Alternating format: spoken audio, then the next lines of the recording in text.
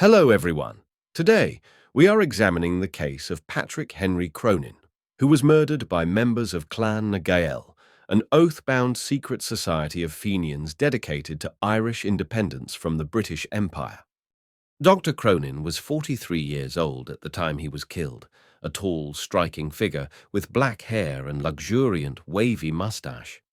He was impulsive, kind, yet vindictive. He had never married. He was born in Mallow, County Cork, and was brought to this country as a baby. He was taken to New York, Baltimore, Ontario, attended the Christian Brothers School, and was graduated from the Academy of St. Catherine's in 1863. He made a specialty of chemistry. He taught school and worked in a drugstore in Petroleum City, Pennsylvania, and in 1867 took Greeley's advice and came west. He landed in St. Louis in 1867 with strong letters of introduction to Archbishop Ryan. He went to work in a drugstore and became tenor soloist at St. John's Church. In 1874, he went into the drug business, but kept up his studies and was graduated from the medical department of the University of Missouri and as Master of Arts at St. Louis University. He also took a degree in philosophy. He served as captain of militia during the strike of 1877 and in 1878 was appointed a commissioner to the Paris Exposition. He studied in European hospitals and on returning to St. Louis was made professor of materia medica at the university. He corresponded with Dr. S.A.K. Steele concerning a professorship in the College of Physicians and Surgeons in Chicago, and in 1882 came to live in Chicago. Appointed on the staff of the county hospital, he soon built a good practice. This was augmented by his membership in various secret societies, which made him medical examiner. He became president of the Celto-American Club and plunged into the sea of Irish politics. He made his home with Mr. and Mrs. T.T. Conklin in a flat in the Windsor Theatre Building, 468 North Clark Street. His office was room 501 in the Chicago Opera House block. He had become a prominent man in town in 7 years, and among the Irish had a following so strong that the division was Cronin and anti-Cronin. For 4 years he had been fighting the so-called triangle in Clan na Gael affairs. The executive committee composed of Alexander Sullivan, Chicago lawyer, Michael Boland of Louisville, and D.C. Feely of Rochester. In return, he had been charged with treason. Detective Dan Coughlin was on a committee appointed in 1885 to investigate him. In 1888, Dr. Cronin himself was placed on a committee to investigate affairs of the Big Three. Alexander Sullivan protested this, declaring that the brand of perjury is so burned on the scoundrel's brow that all the waters of the earth will not remove it. In the trial, the triangle was cleared, but Dr. Cronin made his own notes of the testimony and had threatened to publish them in the Celto-American newspaper which he controlled. He was supposed to have had some of these papers in his pocket at the time of his death. On February 17, a man giving the name of J.B. Simmons bought $45.50 worth of furniture at A.H. Revell's furniture store. Included in the lot was a large, cheap trunk. He bought a bed, dresser, carpet, and other furnishings, and said he would call the next day to tell where the delivery was to be made. He did so, giving the address of rooms 12 and 13 at 117 South Clark Street. The building was directly opposite the Dr. Cronin, and from room 12, the entrance of Dr. Cronin's place could be watched. On February 18, Simmons had rented the place from Knight and Marshall, agents, telling them that his invalid sister was coming to live with him. On March 20th, when the rent collector called, the flat was empty and all the furniture had been removed. On that same day, a man who gave the name of Frank Williams appeared at the home of Jonas Carlson, his wife and son, John, in the rear of 1872 Ashland Avenue, and rented a small cottage facing the avenue at $12 a month. He said his brother and invalid sister would live with him, and he had the furniture moved in that day. The furniture, it was shown subsequently, had been taken from the Clark Street flat, and was that bought by Simmons. The Carlson cottage was situated in a particularly lonely neighborhood. The open prairie lay around it. Across the street was a cabbage patch. It was shielded by a double row of willows. One kerosene street lamp lit the corner at night. There were no other houses in the square block except of Patrick O'Sullivan, an ice dealer, whose barns and outhouses were about 150 feet away. The cottage was a one-story and attic structure and had been vacant a long time. It had 3 rooms and a basement and was old and weather-beaten. Mrs. Carlson soon found she had peculiar tenants. She saw little of them. Only one man came out occasionally in the evening. They seemed to do a little housekeeping. The invalid sister did not arrive. On April the 20th, Williams paid the rent for another month. Sometime in April, Patrick O'Sullivan asked Justice Joam A. Mahoney to introduce him to his friend, Dr. Cronin, saying he wanted to contract for the medical care of his employees. They drove downtown and the contract was made. At the rate of $8 a month, Dr. Cronin was to attend any of O'Sullivan's men who were injured. The peculiar stipulation was made that the doctor was to respond to the call of anyone who presented him with one of O'Sullivan's business cards. The Iceman had just had some cards printed, and he gave one to the doctor, who stuck it in the corner of his office mirror. On the morning of May 4th, Detective Dan Coughlin walked into the livery stable of Patrick Denan, 360 North Clark Street, and said, "I want you to reserve a rig for a friend of mine who will call for it tonight. Say nothing to anyone about it. I will be responsible." Between 7 and 8 o'clock that evening, a man called for the rig Coughlin had ordered. He was given a white horse and a top buggy. He objected to the color of horse. He wanted a darker one. He also wanted side curtains on. Denan would not change the horse, and the man drove away in the direct of the Windsor Theatre building. About 9:30 o'clock he returned, tossed the reins to a hostler, and hurried out. The horse was covered with lather and had been driven hard. About 8 o'clock on this same evening, Dr. Cronin sat with friends in his flat and was preparing to go to a meeting of the directors of the Celto-American Society when the bell rang. Mrs. Conklin answered. A rough-looking man brushed in and said he wanted to see the doctor. Dr. Cronin heard him and came into the hall. The man presented the card of O'Sullivan, the Iceman, and said one of his men had been injured badly. He indicated it was across the abdomen and said it was a matter of life and death. He said he had a buggy and horse waiting. Mrs. Conklin looked out of the window and saw the famous white steed from the Dinan stable. Dr. Cronin gathered his bag of instruments, taking splints and cotton, and ran down the steps. He met Frank Scanlon, Jr. on the sidewalk. Scanlon was calling to take him to the meeting.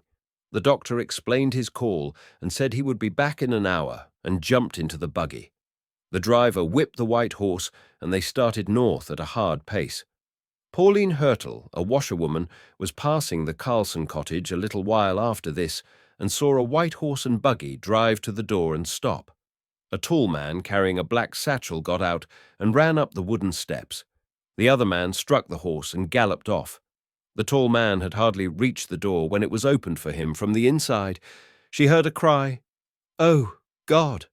There was a noise, shouting, the sound of blows, a fall.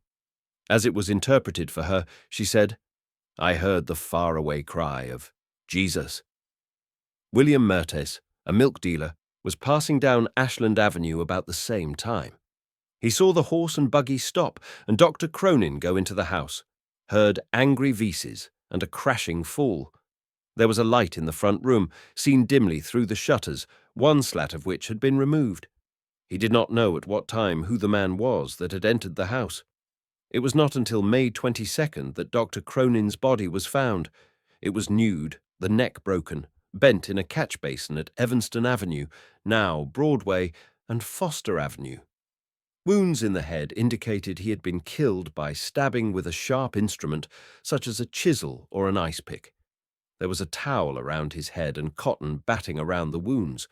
A scapula was still around his neck. Identification by his friend MDs was positive, and Dr. F.W. Lewis, his dentist, identified gold fillings he had recently placed for Dr. Cronin. At 2 o'clock Sunday morning on May 5th, police had seen a carpenter's wagon and bay horse going north from Clark and Diversey. There were 2 men in the seat and a large trunk in the back. At 7:30 o'clock that same morning, an empty trunk, spattered with blood on the inside and a lock of dark hair clinging there, had been found in the bushes along Evanston Avenue near Graceland, about a mile from where the body was found. This trunk was the one that Simons had bought. The hair was that of Dr. Cronin. On November 8, Dr. Cronin's clothes, his satchel and instruments were found in a manhole at Evanston and Buena Avenues. His clothes had been cut from his body. His watch and purse were gone. There was a large polished box with a brass handle. Dr. Cronin's murder had been accomplished, but the plot to have him appear as a suicide through the planting of his clothes in some other part of the world had failed for some unknown reason. During the 18 days that relapsed between Dr. Cronin's disappearance and the finding of his body, there were several manifestations of conspiracy. Dr. Cronin's friends thought he had been murdered, but strange reports of his having been seen began to crop up. Miss Anne Murphy and William Dwyer came forward with the positive statement that he had been seen by them on the night of May 4th, after 9 o'clock, on a North Clark Street car. Reports began to appear in the newspapers that he had been seen in New York and other places. Finally, there came a story from Toronto, signed by Charles T. Long, son of a Toronto publisher, that he had talked with Dr. Cronin there on May 10th. He went to give a long interview with Dr. Cronin on China Gael affairs. It developed later that Long, who formerly been in Chicago, had fallen under the influence of William J. Starkey, who was in communication with Dr. Cronin's enemies. His stories were fabrications. When Dr. Cronin had failed to return home, O'Sullivan, the Iceman, was the first man sought. He expressed great surprise and said no one of his employees had been injured, and he knew nothing of the man who had presented his card to Dr. Cronin. This did not satisfy Schutler, who got from him later the tip that there was something mysterious at the cottage owned by the Carlsons. Schwettler and others went there the day after the body was found and saw at once this was the scene of the crime. Bloodstains led from the sidewalk to the wooden steps and into the front room, which was still spattered with blood on the walls and stained on the floor. An effort had been made to paint over the stains, but it was a careless job. The mark of a paint-stained hand was on the window shade, and on the floor were marks of a stockinged left foot. The rocking chair had been broken in the struggle. There were many fingerprints around, but such evidence was not used in those days in scientific manner. The key to the trunk was found, and the mark on the furniture showed that it had come from Revels. This led at once to the man Simmons, and to search for the man Williams, who had rented the cottage. The flat on Clark Street was also found. O'Sullivan was pressed further when the Carlsons recalled that in the day they rented the cottage to Williams, they had seen the man walk over to O'Sullivan, who was in the yard, and had heard him say, "Well, the cottage is rented." Later, when they became suspicious of their tenants, they asked O'Sullivan about them, and he had replied they were all right, and he would guarantee the rent. On May 13th, after Dr. Cronin had been missing 9 days, a stranger called on the Carlsons and offered a third month's rent. They refused unless their tenants occupied the house. On May 19th, a note signed F.W. was received from Hammond, Indiana. In this, William said he had been called away on business, his sister was still ill, and asked the Carlsons to put the furniture in their cellar. He said he had painted the floor for his sister. The Carlsons looked at the cottage and were alarmed, but decided to do nothing until Williams called. In the meantime, the White Horse clue was followed. Detective Dan Coughlin was supposed to be working on this. On the Monday morning after the disappearance, Dinan, the livery stable keeper, met him at the station and asked him who the man was that he had rented the horse and buggy for, and told him he was about to report it to Captain Shack. "Keep quiet about it," Coughlin told him. "Me and Cronin have not been good friends, and if you go to talking, you may get me into trouble." But Dinan did not let it rest. He carried the story to Shack, who accepted Coughlin's statement that he had rented it to a man named Smith, who was out of town, and that it was not the same horse. Dinan went to Chief of Police Hubbard. Coughlin was called in and cross-examined and placed under arrest. Shack was suspended from the force, but later reinstated, and he did good work in the Lutgert case. Coughlin's friend Smith was located, but proved that he knew nothing of the White Horse and that he was a stranger from Hancock, Michigan. The investigation was muddled further by the alleged confession of Frank J. Black, alias Woodruff, who was arrested on May 9th for horse stealing. He said he was in Saul Van Pinnig's gambling house at 392 South State Street, had lost money, and was hired on May 4th by one William King to get a horse and wagon and take a trunk away from 528 North State Street. He said they drove to the north end of Lincoln Park and met two other men, one of whom he thought was Dr. Cronin. The body of a woman was taken from the trunk and thrown in a manhole, and the trunk was dropped off in another part of the lakeshore. He said he got $25 for the job. This started the police to searching manholes, but they stopped 2 blocks short of the right one. Woodruff's story was considered false, but he was indicted and demanded a separate trial. There was no evidence against him, and, as he was wanted in Kansas for horse stealing, the police let him go. He died in prison a few years later. He told fellow prisoners he had actually driven the wagon in which Dr. Cronin's body was taken away. This put out of the picture 2 men who knew something, Starkey and Black. From various stool pigeons in Northside saloons and gambling houses, the police found evidence that further implicated O'Sullivan and Coughlin. They had been talking about Dr. Cronin. They had called him a spy and said he ought to be put out of the way. William Neiman, a saloon keeper in North Clark Street, said that about 10 or 11 o'clock on the night of May 4th O'Sullivan. Coughlin and a third man afterward declared to John Kunze had been talking together, whispering as though in possession of some great secret. There were non-real confessions. No one ever told who killed Dr. Cronin. The trial was held in the fall of 1889 before Judge S. P. McConnell. Joel M. Longenecker, the state's attorney, was assisted by Luther Laughlin Mills, W. J. Hines, and George C. Ingham. The defense by half a dozen lawyers was led by the brilliant William S. Forrest. The White Horse W's the strongest witness against Coughlin, although 2 knives taken from his pocket were identified as Dr. Cronin's. The identification by the Carlsons was the evidence that convicted Burke. The contract with the doctor and the incident of the business card were the worst things against O'Sullivan. Letters and testimony of fellow Klansmen implicated Beggs in the appointment of a secret committee to take care of Dr. Cronin. Burke was also identified by H. Mortensen, an expressman, as the man who hired him to move furniture from the Clark Street flat to the cottage.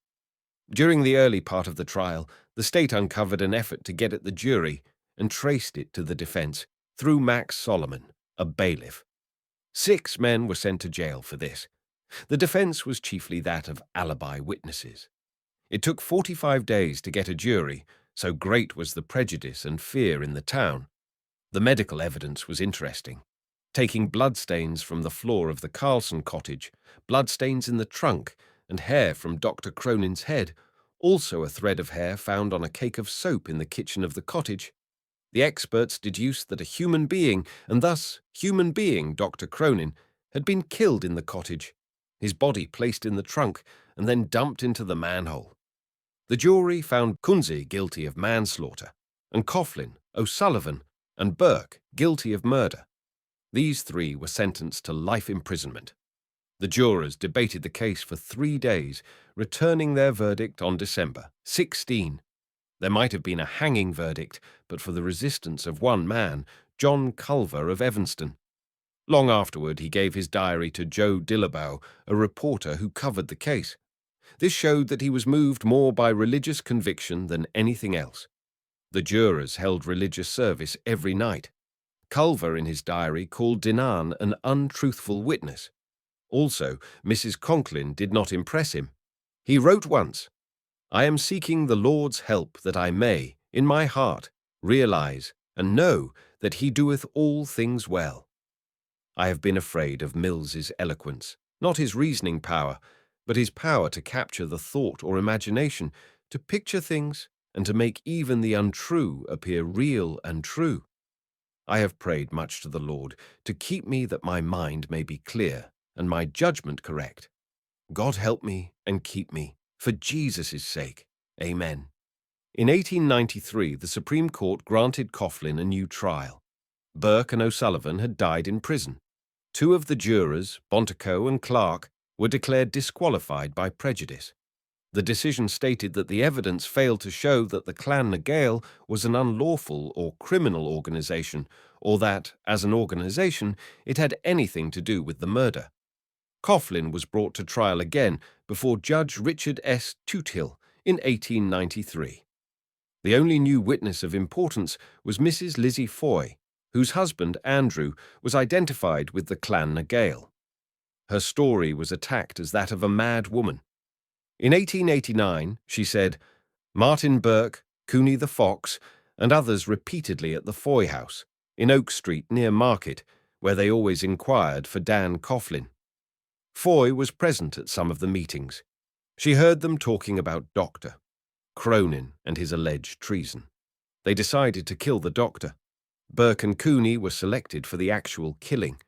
The weapon chosen was the chisel of Andrew Foy. She thought Foy, instead of Coonsey, had driven the doctor to the house. O'Sullivan, she said, watched outside. She named others of the conspirators and said the plan was to take the body out in the lake and sink it deep. That was part of Coughlin's job, and he was said to have gone to the cottage soon after the murder.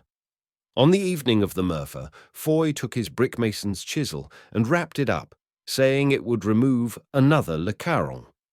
Monday morning he brought in a newspaper containing the story of Cronin's disappearance and told one of the boys to take it to his mother. This and other evidence against Coughlin failed to impress the second jury, which voted an acquittal. Coughlin returned to Chicago, opened a saloon, and in 1899 was indicted for offering a bribe to a juror in a damage suit against the Illinois Central Railroad. The juror took a diamond from Coughlin as security for the money and went to Judge Toothill with the story and the diamond. Coughlin fled south, was arrested in Mobile, and released on habeas corpus just before Chicago officers arrived. He went to South America and worked for many years in Puerto Cortes, Honduras, as a foreman for Captain J.W. Grace, a contractor in charge of public improvements. He is supposed to have died there from tuberculosis. Nothing more was done about the Cronin case. Dr. Cronin's funeral was magnificent, and his death was extensively inquired into, as he had predicted. Chicago was brought to a standstill as the funeral cortege made slow, mournful progress through the streets on Sunday, March the 26th, 1889. At 10:45 a.m., the casket was carried from the 1st Cavalry Armory and placed in a hearse drawn by 4 black horses to Holy Name Cathedral. Several carriages filled with friends and family traveled behind. They were followed by a procession of 7,000 mourners led by Reed's Drum Corps and members of the Hibernian Rifles, who marched with weapons reversed, the traditional military mark of respect. The funeral route was crowded with upwards of 40,000 onlookers.